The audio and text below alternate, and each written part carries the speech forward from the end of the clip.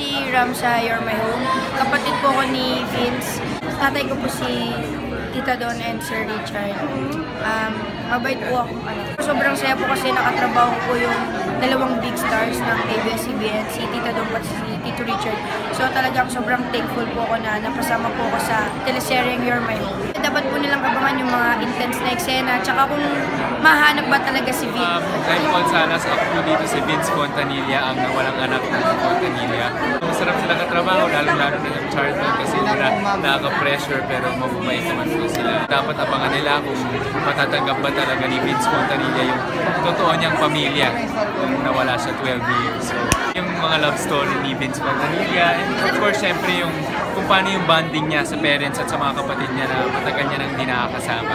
Yun yung mga dapat niya abangan. Yung pangalan ng character is Christian Vergara. Anak siya ng isang senador. Ayaw niya talaga yung mga ginagawa ng daddy niya. Ayaw niyang mapunta yung daddy niya sa politics. So, nagre-rebelde siya. Meron siyang mga ginagawa sa buhay na hindi talaga gusto nung daddy ko. So, yan, nagiging bad ako. You're enjoying it? Okay naman, na-enjoy ko. Very... Is it a new character for you? Yeah. Sobrang new.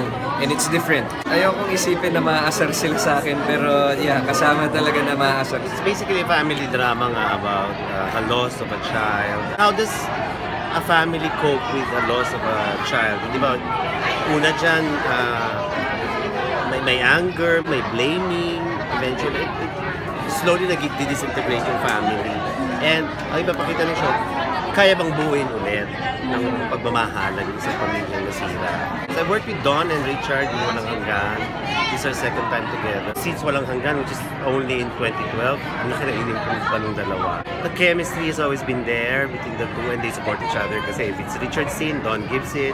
If it's Don's scene, Richard gives it to Don.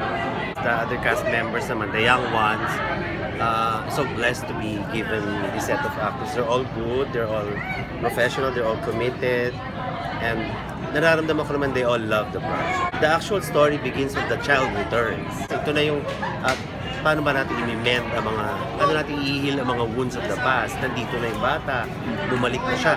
Pagbabalik ba niya, automatic mabubuo yung family.